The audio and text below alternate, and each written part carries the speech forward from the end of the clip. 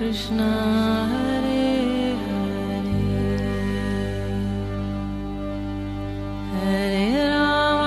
हरे राम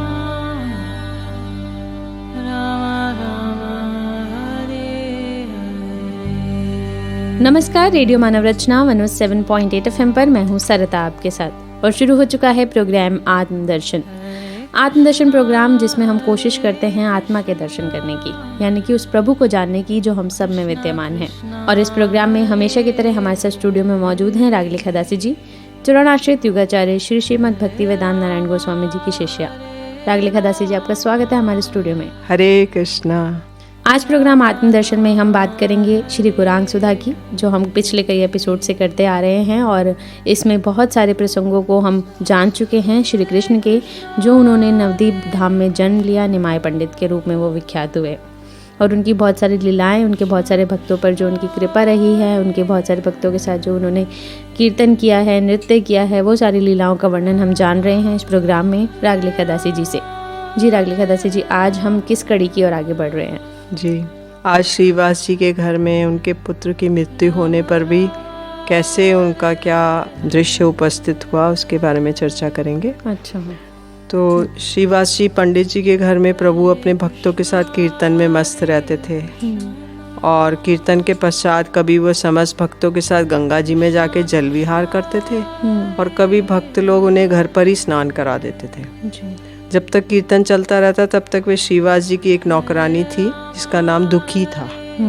तो वे प्रभु के स्नान के लिए गंगा से जल लाकर बर्तनों में भर देती थी और बीच बीच में आकर वह कुछ क्षणों के लिए प्रभु का नृत्य भी दर्शन कर लेती थी, जिससे उसके नेत्रों में अश्रुधारा प्रवाहित होती थी और वो उसकी सेवा से प्रभु बड़े प्रसन्न हो गए। और उन्होंने प्रभु ने श्रीवास जी से पूछा, मेरे स्नान के लिए नित्य प्रति जल कौन भरता है? तो श्रीवास जी बोले, प्रभु आपके स्नान के लिए तो दुखी ही गंगा से जल लाकर भरती है, क्योंकि श्रीवास जी का घर है, गंगा थोड़ी दूर है, तो वहाँ से पूरा बाल्टी भर के लाना। तो ये सुनकर प्रभु बोले कि आज से सभी लोग इसे सुखी नाम से पुकारना, क्योंकि इसका दुखी नाम सर्वदा अनुचित है। और ऐसा प्रतीत होता है कि इसका नाम सुखी होना चाहिए, क्योंकि ये सर्वदा ही सुखी रहेगी। इसका नाम दुखी बदल दो। सेवा करती है जी। तो प्रभु को ऐसे करुणा का दर्शन करके सब भक्तवृंद के नेत्रों से अश्रुधारा बहने लगी और प्रभु की आज्ञा से सभी लोग उसे सुखी नाम से पुकारने लगे। तब से श्रीवास जी ने भी प्रभु की कृपा पात्र समझकर उसके प्रति दासी भाव त्याग दिया और इस प्रकार प्रभु ने दिखाया कि प्रेम पूर्वक सेवा के द्वारा ही कृष्ण प्राप्ति संभव है। सिर मुंडवाकर संन्यास वेश धारण करने से यदि भगवान के प्रति प्रीति ना हो तो ऐसा वेश भी उसे यमदंड से नहीं बचा सकता। यम नरक में जाना पड़ेगा यदि वो केवल सन्यासी वेश धारण किया लेकिन भगवान के प्रति प्रीति नहीं है। तो जैसे दुखी की एक साधारण रूप में सेवा से भगवान रीझ गए गौर सुंदर, लेकिन वैसे भी अगर वो कर ले, खाली वेश धारण कर ले लेकिन भगवान के लिए कोई प्रीति नहीं है तो उसका लाभ नहीं है। तो उच्च कुल हो, सुंदरता हो, रूप हो, धन हो, विद्या हो, ये सब आत्मकल्याण के लिए, इसके द्वारा आत्मकल्याण नहीं हो सकता। तो अगर उच्च कुल में जैसे ब्राह्मण कुल में जन्म लिया तो जरूरी नहीं है कि भगवान से उसको प्रीति हो जाए। कोई बहुत सुंदर है तो उसको भगवान से प्रीति हो जाए, ये कोई जरूरी नहीं है। अधिक धन है तो बल्कि ये बाधक ही है ना। धन होने से वो उसकी संभाल में लगा रहेगा, उसको व्यय करने में लगा रहेगा, उसी के चक्कर में लगा रहेगा। और विद्या आदि उच्च विद्या है तो उसके द्वारा भी भगवान की प्राप्ति संभव पर नहीं है। तो ऐसे केवल भगवान की सेवा से ही आत्मकल्याण हो सकता है। तो दासी दुखी पे जो कृपा की भगवान, वे बड़े बड़े ऋषि मुनियों के लिए भी दुर्लभ है। और श्रीवास जी की महिमा का क्या वर्णन किया जा सकता है, जिसके घर के दास दासियों को भी भगवान ने ऐसा महासौभाग्य प्राप्त कराया। श्रीवास जी के घर में एक दर्जी थे जो उनके कपड़े इत्यादि सीते थे, तो उनको भी भगवान ने, गौर सुंदर ने कृष्ण प्रेम प्रदान किया। तो श्रीवास जी को उन्होंने कहा था, श्रीवास जी तुम्हारे घर का एक कुत्ता, बिल्ली, ये कोई दास दासी, सभी को मैं प्रेम प्रदान करूँगा। तो एक दिन श्रीवास जी के घर में वे आत्मविभोर होकर गौर सुंदर नृत्य कर रहे थे।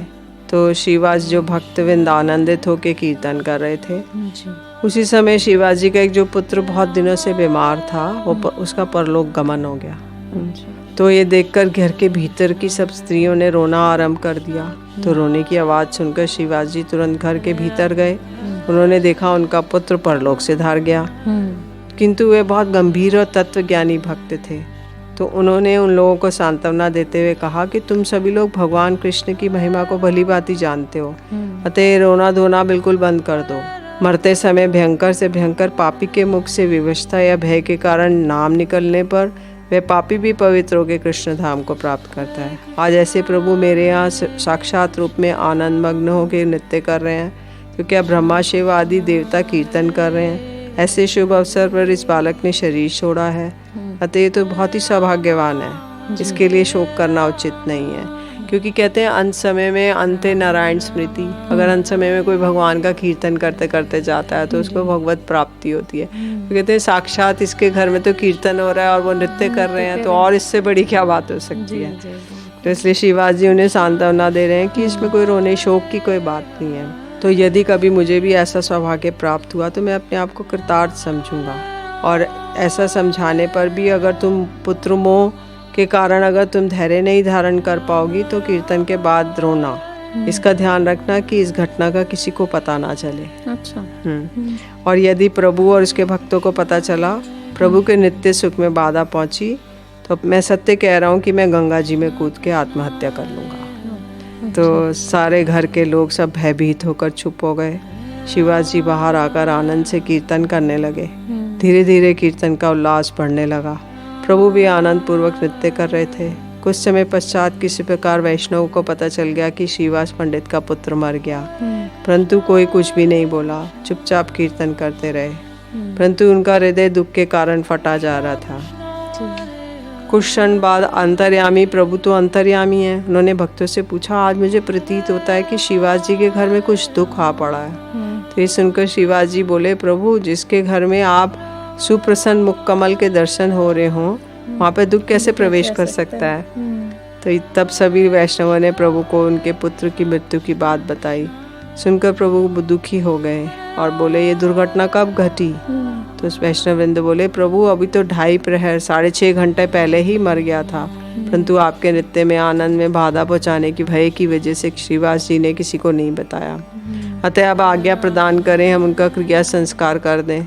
तो शिवास जी के प्रति ऐसी प्रगाढ़ प्रीति देखकर प्रभु तो भाव विभल हो गए और वे गोविंद गोविंद स्मरण करते हुए कहने लगे कि जिसने मेरे लिए अपने पुत्र का मोह भी त्याग दिया, ऐसे लोगों को मैं कैसे त्याग पाऊंगा। तो ऐसा कहकर वो फूट फूट कर रोने लगे। प्रभु के मुख से त्याग की बात सुनकर और इन्हें ऐसा रोता देखकर भक्त लोग विचार करने लगे, ना जाने हमारे सिर पर कब दुख का पहाड़ आ जाए। और ये अब उन्हें विश्वास हो गया कि प्रभु गृहस्थ आश्रम त्याग करके संन्यास ले लेंगे, क्योंकि वो कह रहे त्याग कैसे करूँगा। तो वो समझ गए ये हमें त्याग करके जाएंगे। अच्छा। तो अब कुछ समय के बाद प्रभु शांत होकर प्रभु ने मृत शिशु की क्रिया संस्कार के लिए ले जाने लगे। तो प्रभु ने मृत बालक से पूछा, अरे बालक तुम श्रीवास जी का घर छोड़ के क्यों जा रहे हो। तो ये सुनकर मृत बालक जग गया, उठ के बैठ गया और बोलने लगा, प्रभु ये सब आपका ही विधान है, किसी का ऐसा सामर्थ्य नहीं है जो आपके विधान को बदल दे। उस मरे हुए शिशु को प्रभु के साथ वार्तालाप करते हुए सभी लोग आश्चर्यचकित रह गए। अच्छा, प्रभु ने उन्हें जीवन दान दे दिया। जी। तो शिशु बोला, हे प्रभु इस शरीर में मेरा जितना भोग था मैंने भोग लिया, अब मैं भोग समाप्त हो गया, अब मैं इस शरीर में नहीं रह सकता, अतः आप मुझ पर ऐसी कृपा कीजिए कि मैं आपको कभी ना भूलूं। और कौन किसका पिता है, कौन किसका पुत्र है, कोई किसी का पता नहीं है, तथा कोई किसी का पुत्र नहीं है, कोई किसी का पिता नहीं है, सब अपने अपने कर्मों का भोग भोग रहे हैं। अतः जितने दिन मेरे भाग्य में शिवास जी के घर में निवास था मैं उतने दिन रहा, अब मैं दूसरी जगह जा रहा हूँ। अच्छा। मैं आपके और आपके प्रिय भक्तों को प्रणाम कर रहा हूँ और आप मेरे अपराधों को क्षमा करेंगे। ऐसा कहकर बालक पुनः लेट गया और उसका शरीर शांत हो गया। अच्छा। उठ के बैठा, वार्तालाप किया, ज्ञान दिया, फिर पुनः उसके चला अंदर की जो चेतना थी उसने बात की। प्रभु ने बात की, तो पूछा ना क्वेश्चन कि बालक तुम कहाँ जा रहे हो इनके घर को छोड़ के। तब वो उठ के बैठ के उसने उत्तर दे दिया और फिर पुनः चला गया। तो मृत बालक के मुख से ऐसी तत्वपूर्ण बातें सुनकर सभी लोग आनंद सागर में डूब गए।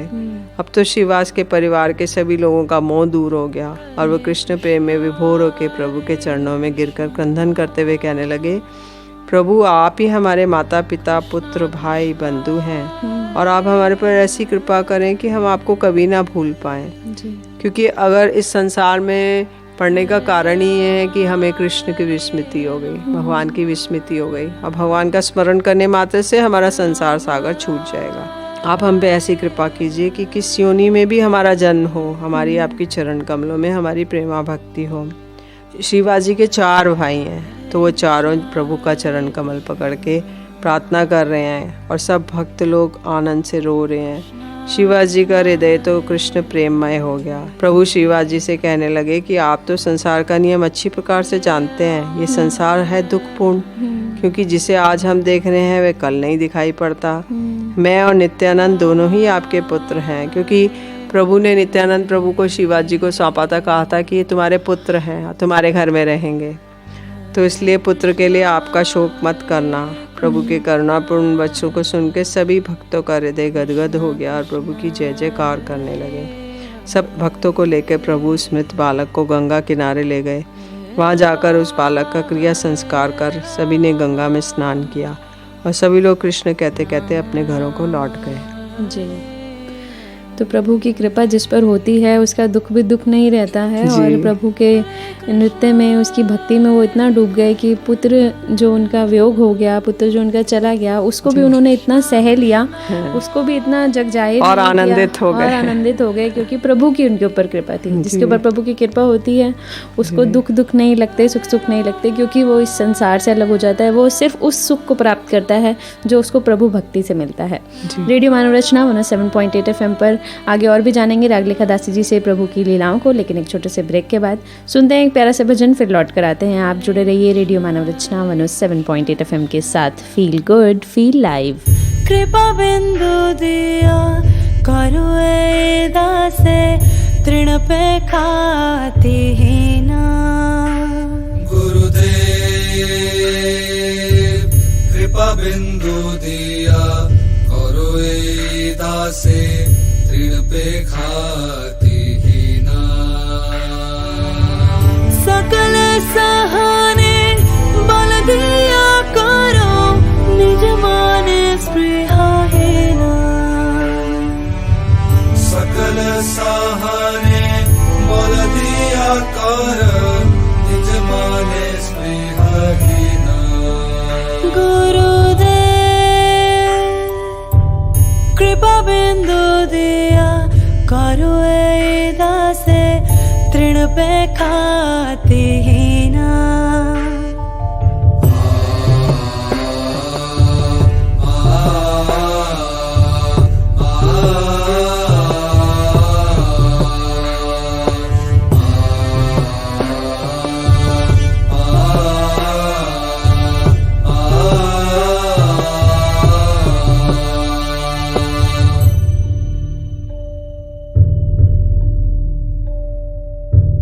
सकल सम्मान करिते शकते देहनाथ जथा जाथ।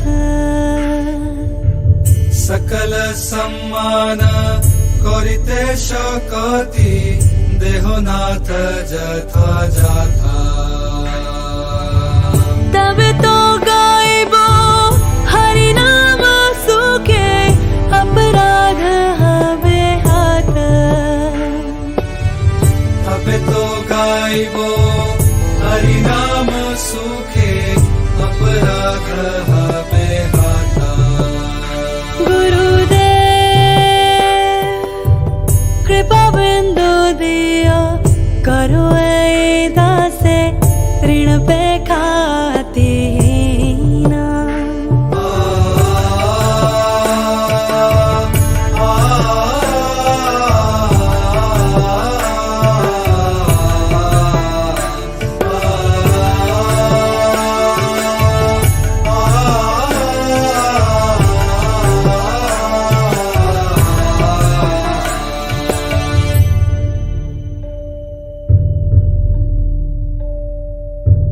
कबे है नो कृपा लोभिया जाना कृतार्थ होइबे नाथ। कबे हेनो कृपा लोभियाए जन कृतार्थ होइबे नाथा। शक्ति बुद्धिहीन আমি অতি দীন কর মোরে আত্মসাৎ।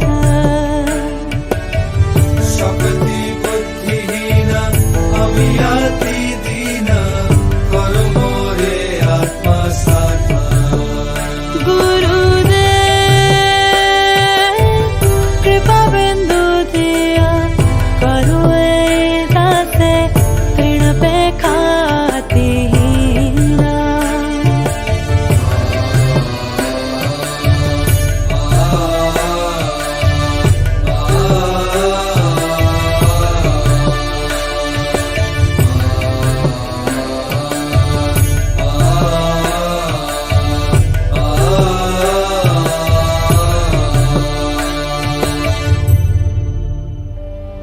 Hare Krishna,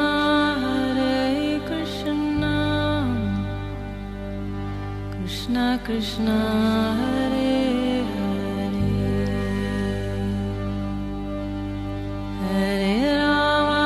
Hare Rama, Rama Rama, Hare Hare।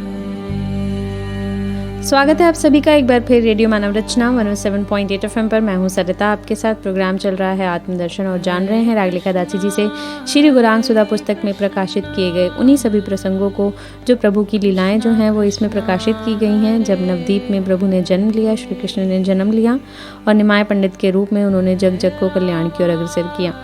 रागलिका Dasi ji, आगे हम जानना चाहेंगे कि अब श्री वास जी पर तो कृपा उनकी हो ही चुकी थी और सुख दुख सब उनकी भक्ति से परे हो जाता है जब उनकी भक्ति का आनंद मिलता है। जी, आगे हम किस क्रम में बढ़ रहे हैं? अब प्रभु का प्रेमोन्माद धीरे धीरे बढ़ने लगा, जी, जिससे उनको संसार की सुध बुध नहीं रहती थी। वो भाव में विभोर हो जाते और भगवान की पूजा भी नहीं कर पाते थे। जी, वो स्नान करके पूजा के लिए आसन पे बैठते तो प्रेम में इतने आविष्ट हो जाते कि नेत्रों से गंगा जमुना की भांति अश्रुधारा प्रवाहित होने लगती और उनके सारे कपड़े भीग जाते। अच्छा, तो उसके बाद वो बाहर आकर फिर स्नान करके फिर वस्त्रों को बदल कर आते। फिर जब वो पुनः मंदिर में आके बैठते फिर प्रेमाश्रु आते। फिर वो कपड़े भीग जाते क्योंकि भीगे कपड़ों से तो ठाकुर जी का सेवा पूजा नहीं हो सकती। तो पुनः बाहर आके स्नान करते, फिर दूसरे वस्त्र पहन के जाते, फिर पुनः वो वस्त्र वो भीग जाते। तो ऐसे करके अब वो बड़े उनको असुविधा लगने लगी। तो उन्होंने एक दिन गदाधर जी से कहा, गदाधर अब मेरा ऐसा सौभाग्य नहीं कि मैं भगवान की पूजा कर पाऊँ, इसलिए अब तुम ही भगवान की पूजा करना। तो गदाधर जी को सारा जो अपने उनके घर में ठाकुर जी थे, शालिग्राम जी थे और वो थे, वो उन सबका सेवा का पूजा भार सौंप दिया। फिर एक दिन प्रभु शुक्लांबर ब्रह्मचारी के पास पहुँचे और उनसे कहने लगे, शुक्लांबर मेरी बड़ी इच्छा है कि तुम मुझे अपने हाथ से पकाया हुआ भोजन पवाओ। तो और तुम किसी प्रकार का संकोच मत करना और भय मत करना और मुझे रसोई बनाकर खिलाओ। क्योंकि शुक्लांबर जी तो भिक्षा करते थे, एक झोली लगा के जाते थे और भिक्षा करते रहते थे। तो अब प्रभु आके कह रहे हैं कि मुझे रसोई बना के खिलाओ। तो शुक्लांबर जी ने सोचा प्रभु प्रयास कर रहे हैं, लेकिन जब प्रभु बार बार कहने लगे तो वे हाथ जोड़कर दीनहीन भाव से कहने लगे, हे प्रभु मैं तो अधम भिक्षुक हूँ और बड़ा पापी हूँ, आप साक्षात सनातन धर्म स्वरूप हैं। कहाँ आप और कहाँ मैं आपकी चरणों की छाया प्रदान करेंगे, परंतु ऐसा ना कर मुझ जैसे कीड़े की उपेक्षा कर रहे हैं। ये सुनकर प्रभु स्नेह से कहने लगे, शुक्लांबर ऐसी बात नहीं है, मैं तुम्हारी उपेक्षा नहीं कर रहा हूँ, मैं सत्य कह रहा हूँ कि तुम्हारे हाथों के से भोजन करने की मेरी बड़ी इच्छा है। अतः तुम शीघ्र जाकर रसोई बनाओ, मैं आज दोपहर तुम्हारे पास आके भोजन करूँगा। क्योंकि प्रभु एक ही समय भोजन करते थे, दोपहर के समय माधुकरी। माधुकरी का अर्थ है कि वो एक घर में प्रतिदिन नहीं पाते थे, अलग अलग घरों में जाते और अलग अलग घरों में प्रसाद पाते थे उनके हाथ का। तो ये सुनकर शुक्लांबर को बहुत आनंद हुआ और उन्हें भय लग रहा था कि मैं एक भिक्षुक हूँ, यदि प्रभु के लिए रसोई बनाऊंगा तो कहीं मेरा अपराध ना हो जाए। इसलिए समाधान करने के लिए वे श्रीवास जी और अद्वैताचार्य जी के पास गए और उन्होंने इनके विषय में पूछा। सभी ने उन्हें समझाया, तुम किसी प्रकार का भय मत करो, प्रभु कभी भी भेदभाव नहीं करते। विशेष रूप से जो उनका भजन करते हैं उनका हाथ का खाने के लिए वे सर्वदा ही ललायित रहते हैं। और विदुर जी की भक्ति के वशीभूत होकर उन्होंने दासी पुत्र होने पे भी स्वयं मांग कर खाया। विदुर जी के घर गए, विदुर जी के पत्नी तो भाव में विबल हो गई, वो केवल केले का छिलका खिला रही है और केला फेंक रही है। तो भाव में इतने प्रभु भावग्राही जनार्दना। तो अब प्रभु का नित्य स्वभाव है कि भक्तों से मांग कर खाते हैं, और तुम भी तन मन से प्रभु की सेवा में नियुक्त हो, इसलिए तुम्हारी भक्ति के वशीभूत होने के कारण वे तुमसे मांग रहे हैं। इसलिए निसंकोच भाव से प्रभु के लिए प्रीतिपूर्वक रसोई बनाओ। फिर भी यदि तुम्हें भय लग रहा है तो तुम अन्न इत्यादि स्पर्श किए बिना ही, अर्थात अन्न सब्जी को बिना चम्मच से हिलाए चलाए बिना रसोई बनाओ। अब वो कह रहे हैं कि अगर तुमको भय लग रहा है तो तुम मत चलाओ और खाली ऐसे ही हिला हिला के पतीले को या कढ़ाई को उसको बनाओ, तो तुमको तुम्हारा स्पर्श नहीं होगा। ऐसा उन्होंने ऐसे ही सुझाव दिया।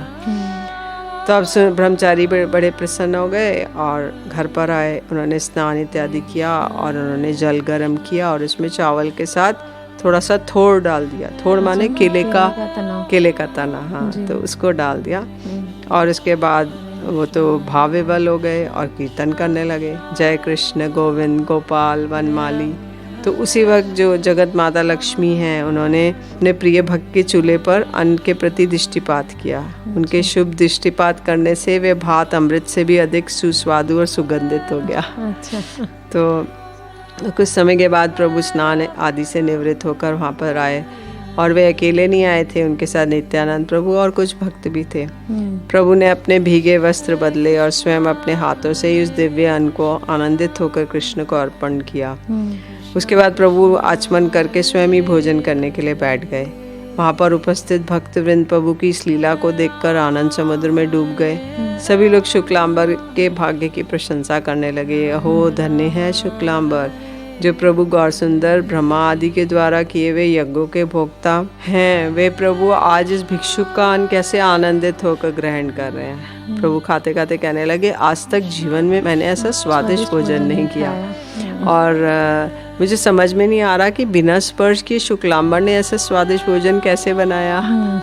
तो भगवान तो अपने भक्तों की रक्षा करते हैं, इसलिए लक्ष्मी जी ने ऐसा किया।